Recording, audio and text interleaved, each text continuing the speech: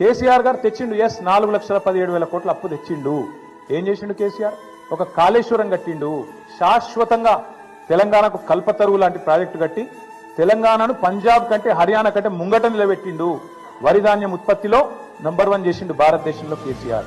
90% పాలమూరు వలసల జిల్లాగా పేరుపడ్డ పాలమూరు రంగారెడ్డి ఎత్తిపోతల పథకాన్ని 90% పూర్తి చేసి ఒక పంపు కూడా ఆన్ చేసి మీ చేతిలో పెట్టిండు. 17 నెలలైంది. ఆ మిగతా 10% కూడా పూర్తి చేయలేని అసమర్థుడివి నువ్వు. కేసీఆర్ గారు అప్పు చేసిండు, కానీ ఇంటింటికి నల్లా పెట్టి నీళ్లు ఇచ్చిండు. దగ్గర 30,000 కోట్లతోనే ఆ ప్రాజెక్టు పూర్తి చేసిండు. నువ్వు కనీసం ఆ ప్రాజెక్టును నడపలేకపోతున్నావు. ఎస్ కేసీఆర్ అప్పు చేసిండు. దేనికోసం చేసిండు? 1,00,000 కోట్లు పెట్టి తెలంగాణ ఏదైతే విద్యుత్ లోటుతోని ఆగమాగమైతుండేనో ఆ విద్యుత్ లోటుతో ఆగమాగమైన తెలంగాణను ఇలా 24 గంటల వెలుగు జిలుగుల తెలంగాణగా కేసీఆర్ గారు మార్చిండు. కేసీఆర్ గారు అప్పు చేసిండు. రైతు బంధు అనే పథకం పెట్టి రైతుల ఖాతాల్లో 70 లక్షల మంది రైతుల ఖాతాల్లో 73,000 కోట్ల రూపాయలు వాళ్ళ ఖాతాలు వేసిండు.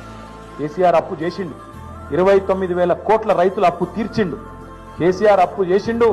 24 గంటల ఉచిత కరెంటు రైతులకు ఇచ్చి 60,000 కోట్ల వాళ్ళ భారాన్ని తాను తీసుకున్నాడు. ఎస్ కేసీఆర్ అప్పు చేసిండు. హైదరాబాద్ లో 36 ఫ్లైఓవర్లు కట్టిండు. కేసీఆర్ అప్పు చేసిండు. హైదరాబాద్ మెట్రో మొదటి దశ పూర్తి చేసిండు. కేసీఆర్ అప్పు చేసిండు. ఒక అఖండమైన సెక్రటేరియట్ కట్టిండు. శాశ్వతంగా తెలంగాణ ప్రజల ఆస్తి. ఒక అద్భుతమైన 125 అడుగుల ఎత్తైన డాక్టర్ బాబాసాహెబ్ విగ్రహం పెట్టిండు. కేసీఆర్ అప్పు చేసిండు. తెలంగాణ అమరులకు అమరజ్యోతి అద్భుతమైన ఒక స్తూపాన్ని నిర్మాణం చేసిండు. కేసీఆర్ అప్పు చేసిండు. 32 మెడికల్ కాలేజీలు పెట్టిండు.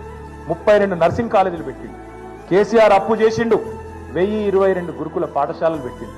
కేసీఆర్ అప్పు చేసిండు. ఊరూరికి రైతు వేదిక కట్టిండు. ఊరూరికి నర్సరీ పెట్టిండు.